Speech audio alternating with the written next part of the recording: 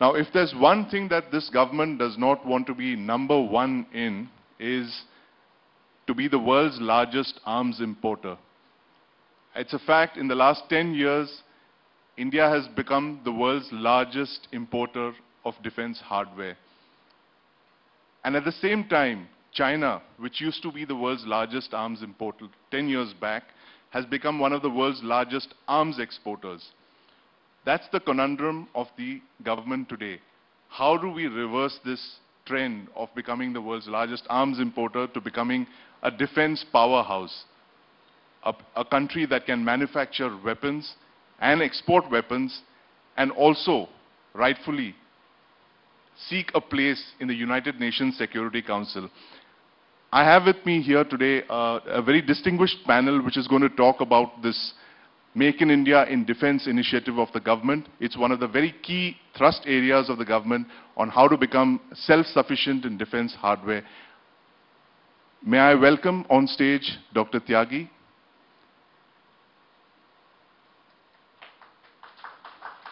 Dr. Tyagi was Chairman and Managing Director of one of the world's largest aerospace manufacturers, Hindustan Aeronautics Limited. Welcome, sir.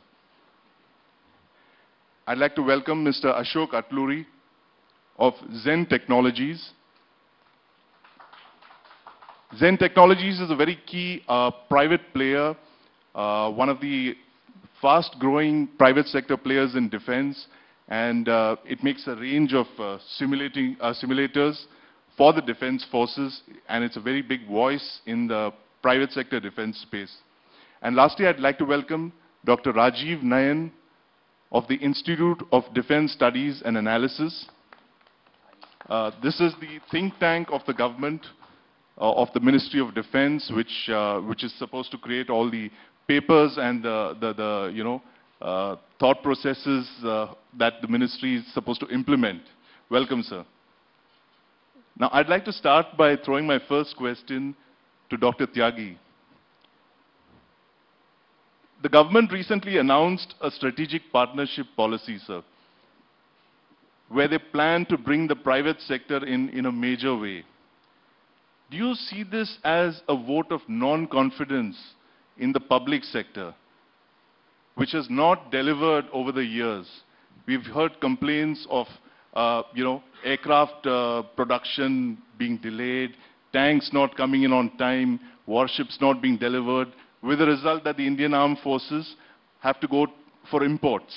What's your take on that, sir?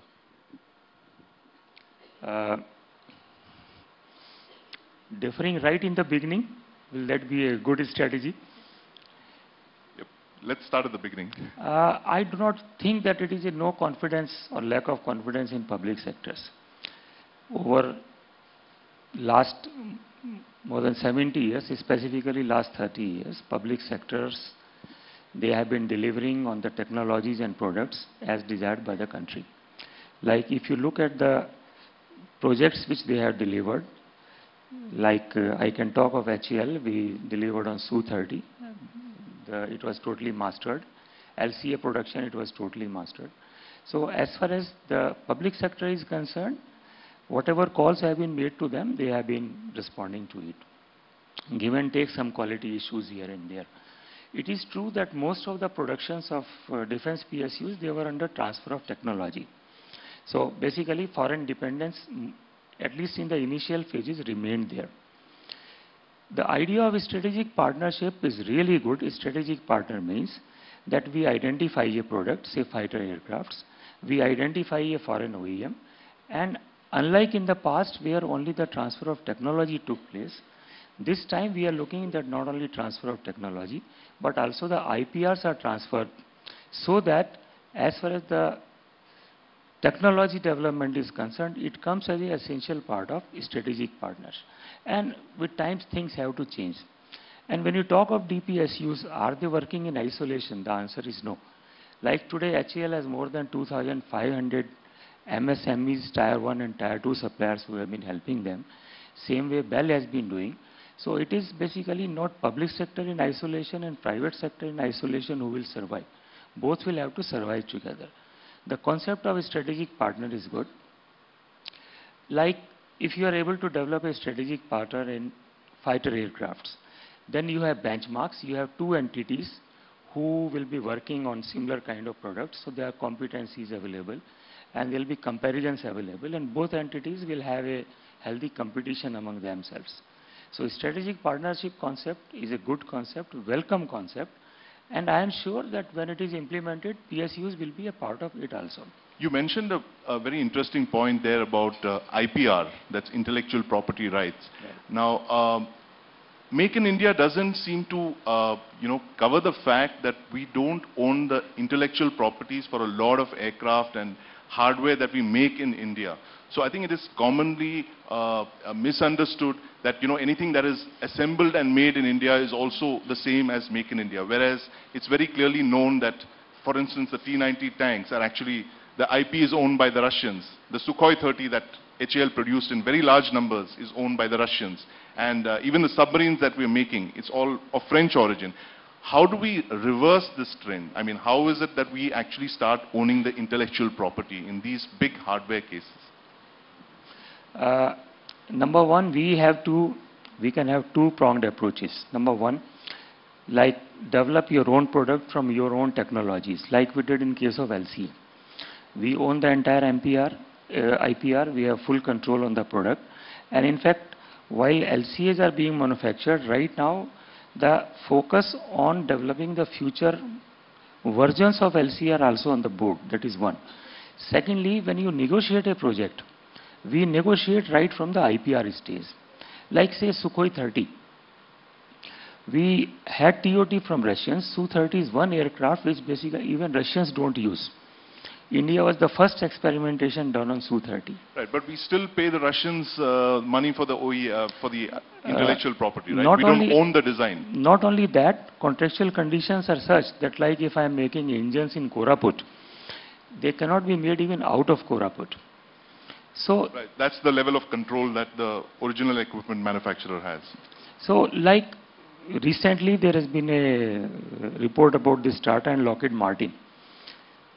The key point will be that we not only discuss about transfer of the technology, we also discuss about complete mastery on that technology. Because when you buy a technology, you are going to be with it for at least 30 to 40 years. And then you cannot be a helpless spectator. So the second key will be wherever your technology transfers, make sure that IPRs and the right of future modifications and updates on that is also coming to us. I want to bring in Mr. Atluri here on intellectual property. It's a very important point you raised there, that the fact that we are helpless in the arms of, in the hands of foreign manufacturers. And very recently the government brought out something called Indian designed, made and manufactured. As a private sector player, how do you view this? Is there a big change in the way the government is looking at the defense sector when it comes to intellectual property? I mean, that's the real heart of the matter, isn't it? So, Manohar Parrikar introduced a new category called IDDM, indigenously designed, developed and manufactured. Little background is, when you look in the world of products, you have some bare, with very little value add hardware products like nuts and bolts, right, where if you are selling for 100 rupees, you have made it for 99 rupees. But at the other end, you are selling some software like Microsoft Office for 10,000, and what is the cost of material in that? It is zero. I mean, earlier there used to be a 10 rupees CD, now you just download it. So when you look at this, the higher the technology, the lower is the hardware in it. So when we go for defense technology products, if I were to make something high technology in India, manufactured in India, it would go out of, so for example, take iPhone. It costs $200 to manufacture, but Apple sells it for $650. Right. On 200, Foxconn makes $2. So when you make such kinds of things in India, you're not making any value add. So yeah. Do you actually think the government's Make in India slogan itself is a bit deceptive when it comes to the defense industry? As Mr. Ravi Shankar Prasad was saying now, that startups and all these are also part of the thing. Right. But if Make in India in a literal context, manufacturing in India for defense would mean that we are doing only 30%. So if you manufacture a complete 100% of the range, right, you are still doing 30% of production here.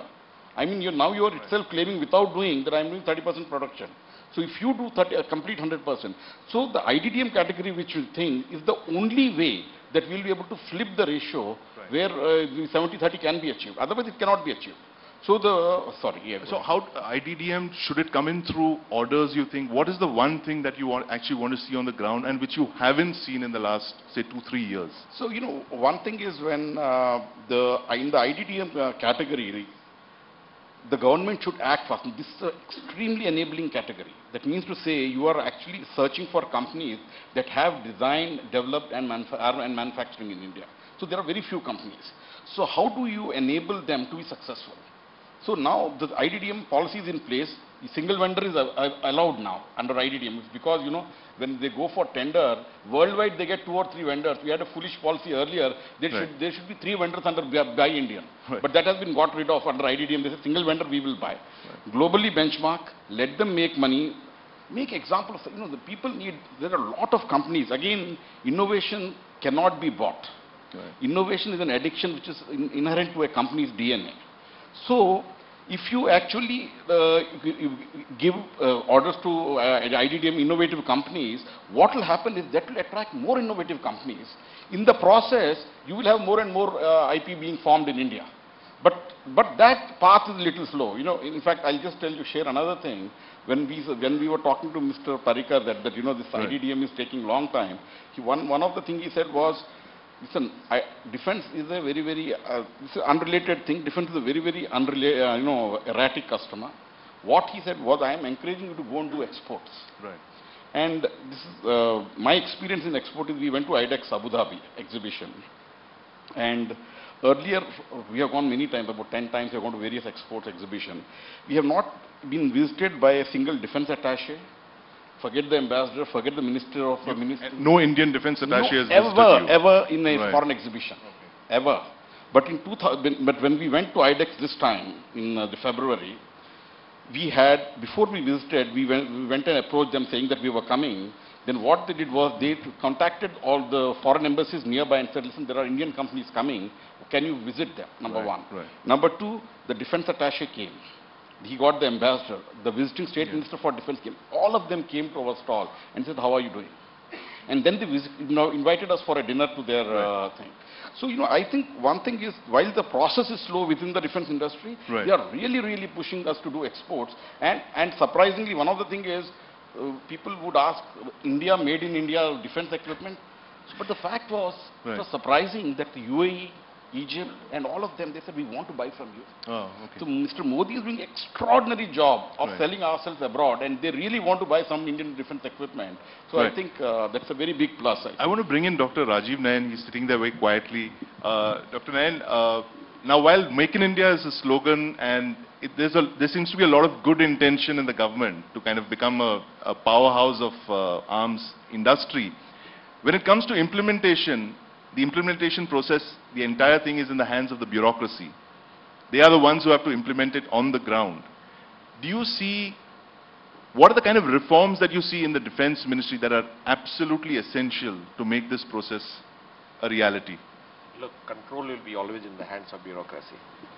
We are not denying that. Control is important. No, I am as long as the bureaucracy is... Make in India, I just don't dismiss it. This is an initiative taken to promote indigenization in defense, and as you had expressed in the very beginning, that we have become the topmost importer in the world, and it's same, and we have to become, as China has become the topmost exporter. We are also improving, and you will be surprised to find that since 2001, private sector was allowed to have allowed to play in defense sector.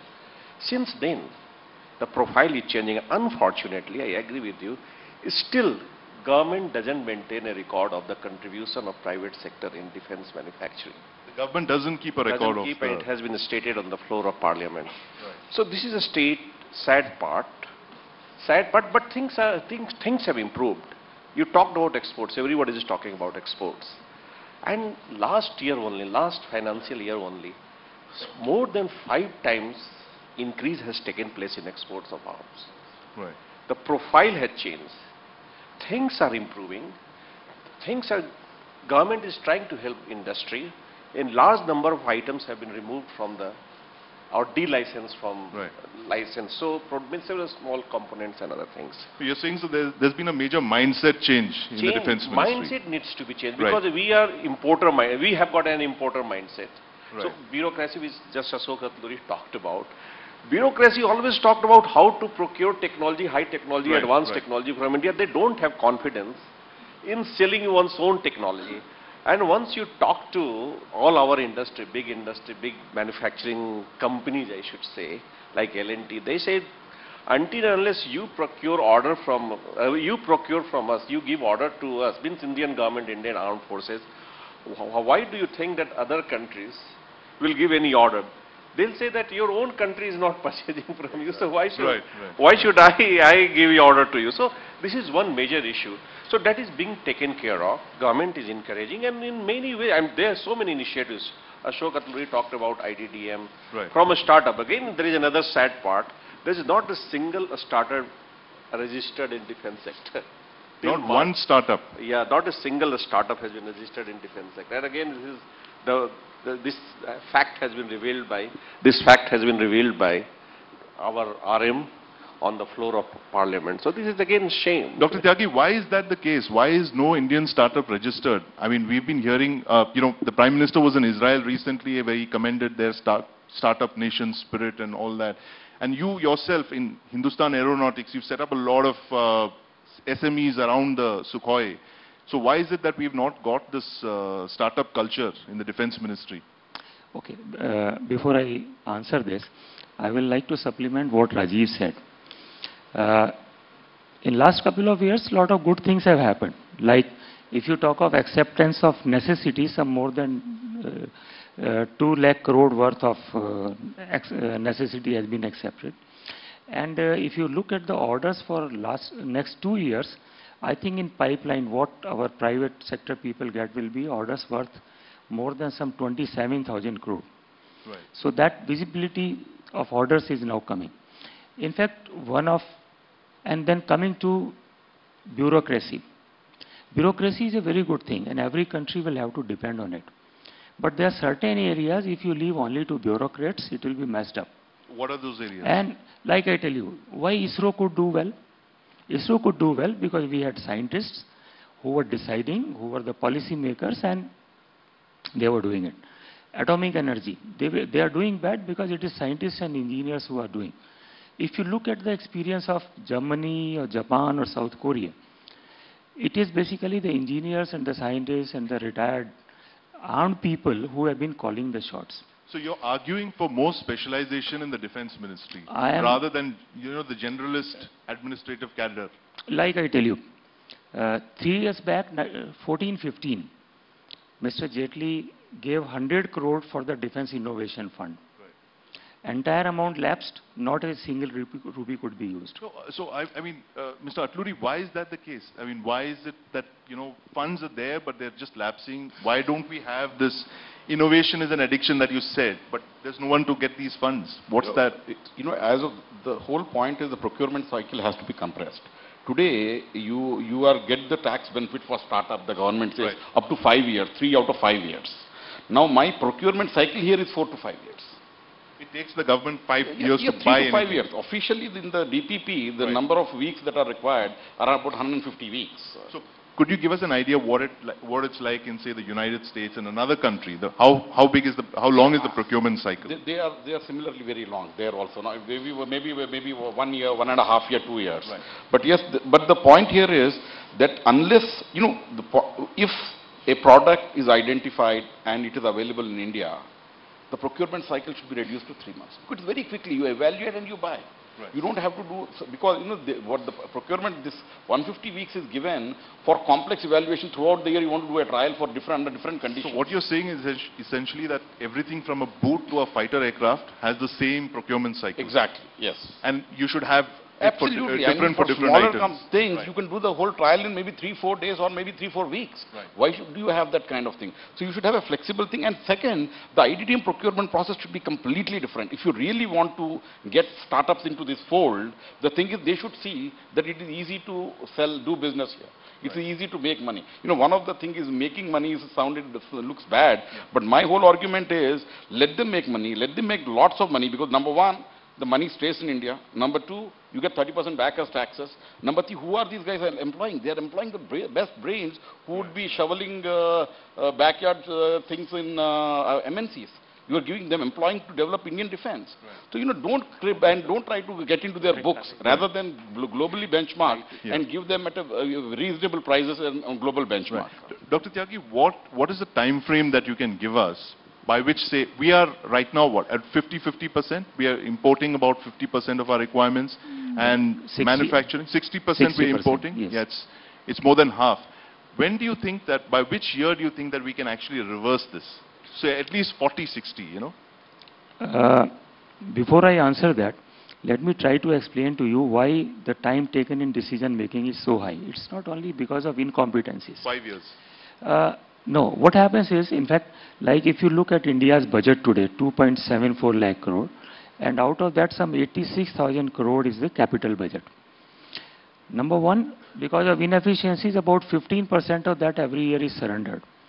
That you can account for not able to take decision. Second thing is, for a country of our size and the kind of requirements which we have, this 86,000 is too inadequate. We already have commitment on foreign projects.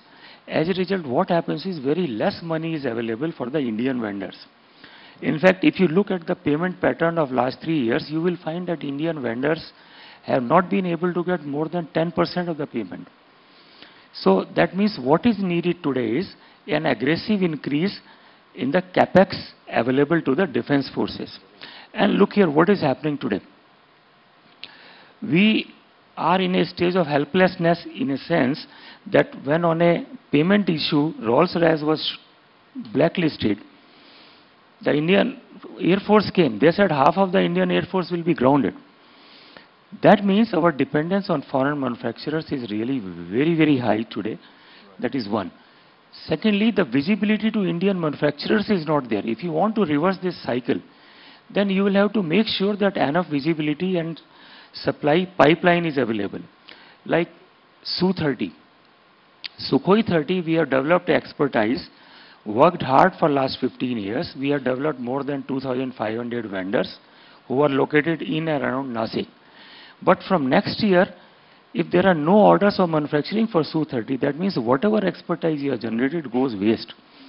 That is why I say that when you talk of defense, you are not talking of year-to-year budget. You are not talking of year-to-year planning. In defense, like I tell you, you talked about import dependence reduction. In USA, the entire technology and who will do what is decided by an agency known as DARPA, Defense Advanced Research Project Agency. We also have DRDO here, DRDO about 15,000 people. But are you aware how many people are there totally in DARPA? Only 140 people. There will be no permanent people there. The industry will be invited. They will have a technology, they will have a product, and they will be told, okay, you do this. Our problem today seems to be that in the enthusiasm for Make in India, everybody is acting. Like today, DARPA has a US UAV policy 2032.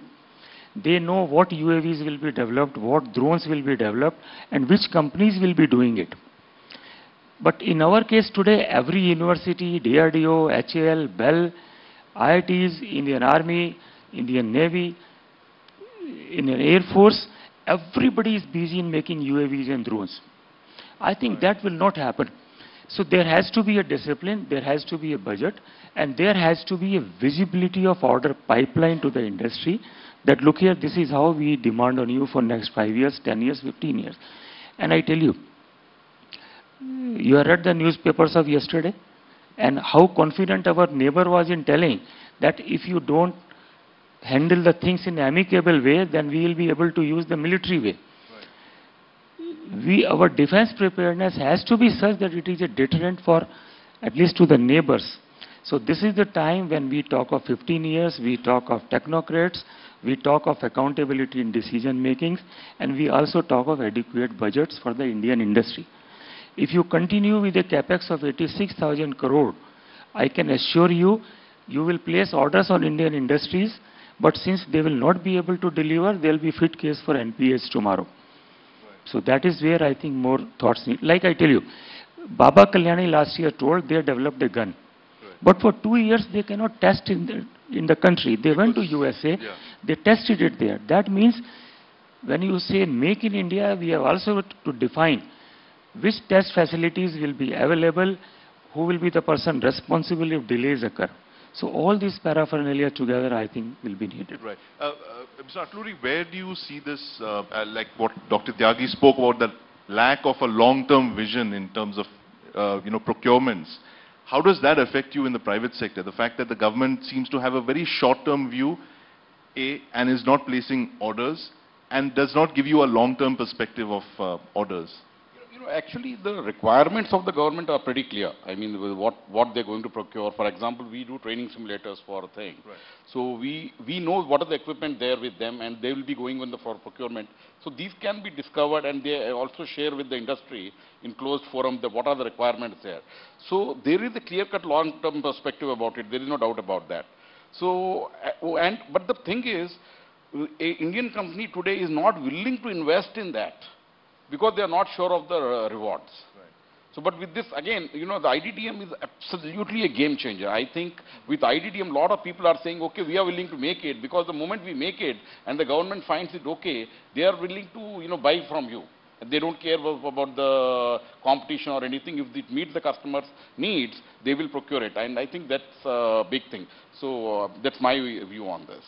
Right. And IDDM, you think, do you actually think that the slogan needs to be recast in a way? I completely think it should be done, designed, developed, and made in India. It cannot be make in India.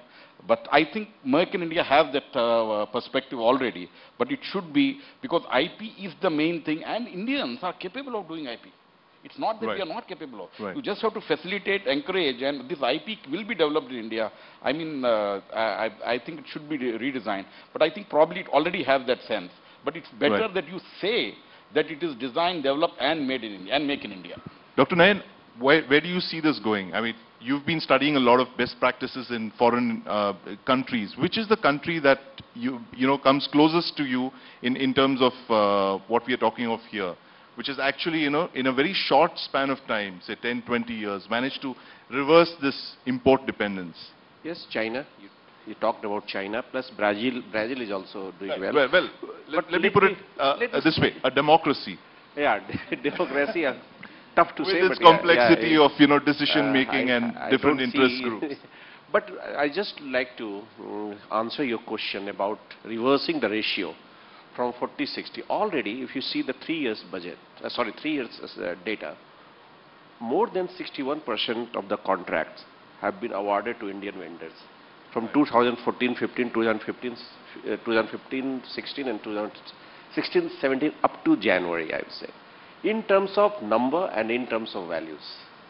64% in terms of number and 61% in terms of value. So things are changing.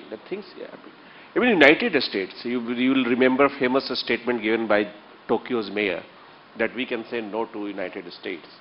Even United States is dependent on Japan and many countries for different technology equipment. Right. No country is 100% self-sufficient. Right. So somehow for advanced technology will go to other countries also. You'll make an assessment, because your basic objective is to arm your forces with proper weapons, right, so that they can just dominate their enemy. So this is the basic objective, and timely delivery of the system. So these are two basic objectives of any procurement system. So this is what we are doing. Another thing which is suggestions you are talking about, FDI was introduced. Somehow it did not work. From July 2016 to January 2017, 60,000 rupees came in FDI from Israel. So this 60,000 rupees. Just 60,000 rupees came in. and it was somehow That's the government cost of wrote a cell phone, 0.60 lakh so that it sounds better. So this is how the statement was given. And from 2013 to up till now, just $1 million has come. So one big issue is investment and in funding the startups, MSMEs. Right. Ashok Katluri is a great champion of SMEs. And as Professor Dr. Tyagi has pointed out, this is not being utilized. Fund is there, technology fund is there. Government has come out with innovation fund. So when that is two two PSUs have been affiliated, and they can now just now go only to two PSUs. So more can be affiliated or more can be attached to these startups and others MSMEs. So I think we have to look at this angle. Second issue is consortium for R&D. Somehow our industry, especially private industry, runs away from R&D thing. Unless you invest in R&D, don't think of becoming a great power. Don't think of reversing the trend of exports. This year, 3 years, 4 years, you have done it. After that, sorry, you may not do it. And you have to do it. And one model which I would just like to point out is United States model. In 60s and 70s, what happened? This was just spin-off. And the way United States dominated Europe, especially France. France was also very advanced technology country. But its marketing was poor, so it started having dual use. So big marketing structure, pumping things in the market structure which it had created. Both civil and military. And so you have to do something innovative. Right. You just cannot keep blaming the government. You also have to take some responsibility. True. And plus business associations. Like Ashok Katluri is chairman of Defense Innovators and Industry Association. Tyagi Saab also supports it. This kind of association will give feedback to the government and what to do, and this should be interactive. Right. So there is no interaction. There is a portal, Make in India, dull portal, go and read rules, and more interactions must take place among different players, and that is important. Right. I'm afraid that's all we have time for. It's a wonderful session. Thank you very much. And the big takeaway here is that Make in India, the slogan, probably needs a little recasting when it comes to the defense industry. One of the panelists said, designed, developed and made in India is a better slogan than just Make in India. Thank you very much for your time, gentlemen. Thank you very much.